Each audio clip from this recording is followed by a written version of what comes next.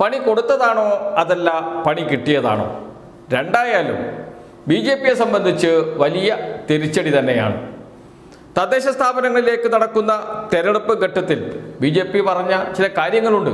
പ്രത്യേകിച്ച്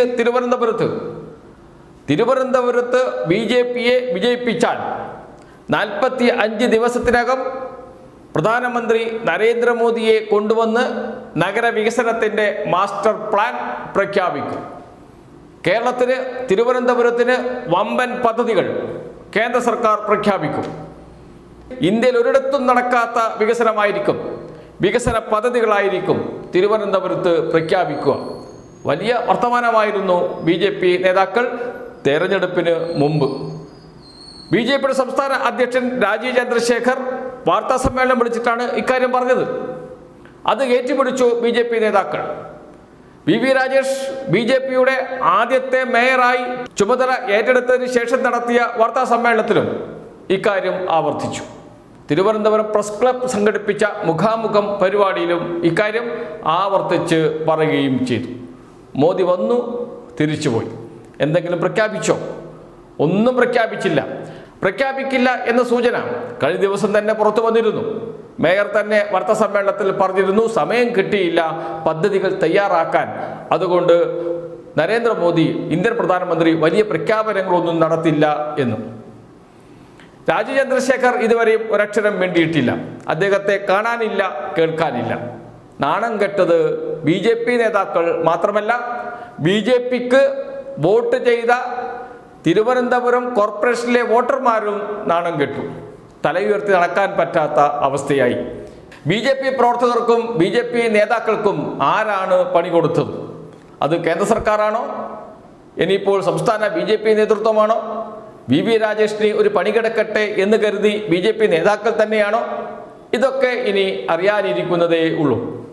പക്ഷേ മറ്റൊരു പണി കൂടി കിട്ടിയിട്ടുണ്ട് നമ്മുടെ VV രാജേഷിന്. അതെന്താണ് എന്ന് പറയുന്നതിന് മുമ്പ് മന്ത്രി V ശിവൻകുട്ടിയുടെ വാക്കുകൾ കേൾക്കാം. ഈ ഐക്യ കേരള രൂപീകരണത്തിന് ശേഷം തിരുവനന്തപുരത്ത് വന്ന് ഇറങ്ങിയ ഒരു പ്രധാനമന്ത്രിയെ സ്വീകരിക്കുന്നതിന് വേണ്ടി അവസരം കൊടുക്കാതെ പാടില്ല എന്ന് പറഞ്ഞ് ആ ലൈനപ്പ് ലിസ്റ്റിൽ നിന്ന് ഒരു മേയറെ വെട്ടുന്നത് ആദ്യമായിട്ടാണ്. അത് BJPയുടെ മേയറായിട്ടുള്ള BJPയുടെ മേയറും BJPയുടെ പ്രധാനമന്ത്രിയാണ്. എന്തുകൊണ്ടാണ് BJPയുടെ മേയർ രാജേഷിനെ അങ്ങനെ വെട്ടിയെന്നുള്ളത് അറിയില്ല. പ്രോട്ടോകോൾ മാനുവലിൽ പ്രധാനമന്ത്രി, പ്രസിഡന്റ്, അതുപോലെ ഗവർണർ ആദ്യം വരുമ്പോഴും തിരിച്ചു പോകുമ്പോഴും, അല്ലെ എപ്പോഴുമില്ല, പിന്നെ രാഷ്ട്രത്തലവന്മാർ ഇവർ വരുമ്പോൾ ഗവർണർ, മുഖ്യമന്ത്രി, മേയർ, ഇതാണ് ലൈനപ്പിൻ്റെ പ്രോട്ടോകോൾ പറഞ്ഞിരിക്കുന്ന ലിസ്റ്റ്. അപ്പോൾ എന്തായാലും നമുക്ക് കേരളത്തിന് വലിയ അപമാനമായി. ഇത് മാത്രമല്ല, മേയർ പദവിയെ തന്നെ അവഹേളിക്കുന്ന ആരാണ് മേയർ VV രാജേഷിന് പണി കൊടുത്തത്? മുഖ്യമന്ത്രിയുടെ ഓഫീസ് 22 പേരുടെ പട്ടിക നൽകിയിരുന്നു കേന്ദ്ര സർക്കാരിന്. അതിൽ മേയറുണ്ട്. മേയർ 3-ാം സ്ഥാനത്ത് നിന്ന് പ്രധാനമന്ത്രിയെ സ്വീകരിക്കേണ്ടതായിരുന്നു. എന്തുകൊണ്ടാണ് വെട്ടിയത്? അതിന് മേയർ പറയുന്ന മറുപടിയുണ്ട്, BJP നേതാക്കൾ പറയുന്ന മറുപടിയുണ്ട്. 2 പരിപാടികളിൽ നരേന്ദ്രമോദിയോടൊപ്പം പങ്കെടുക്കുന്നുണ്ട്.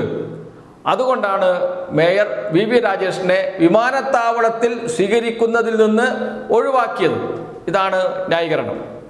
വിമാനത്താവളത്തിൽ മേയറും കൂടി സ്വീകരിക്കുക എന്നത് പ്രോട്ടോക്കോളാണ്. അത് ഒരിക്കൽ ലംഘിക്കാൻ പാടില്ല. കേരളത്തിൽ പ്രധാനമന്ത്രി, രാഷ്ട്രപതി എന്നിവർ വരുമ്പോൾ മേയർ അടക്കം പോയിട്ടാണ് സ്വീകരിക്കുക. ഗവർണർ 1ാമത്, 2ാമത് മുഖ്യമന്ത്രി, 3ാമത് മേയർ. ഇതാണ് പ്രോട്ടോകോൾ. ആ പ്രോട്ടോകോൾ പോലും പാലിക്കാതെ മേയറെ നിഷ്കരണം വെട്ടി പ്രധാനമന്ത്രിയുടെ ഓഫീസ്.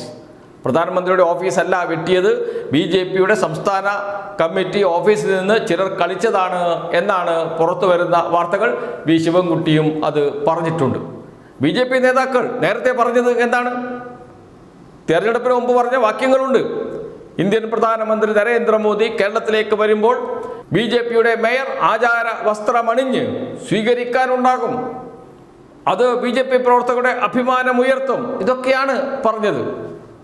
BJP പ്രവർത്തകർക്ക് പണി കിട്ടി, BJPയുടെ പ്രാദേശിക നേതാക്കൾക്ക് പണി കിട്ടി, ഏറ്റവും വലിയ പണി കിട്ടിയത് മറ്റാർക്കുമല്ല മേയർ VV രാജേഷിനെ തന്നെയാണ്.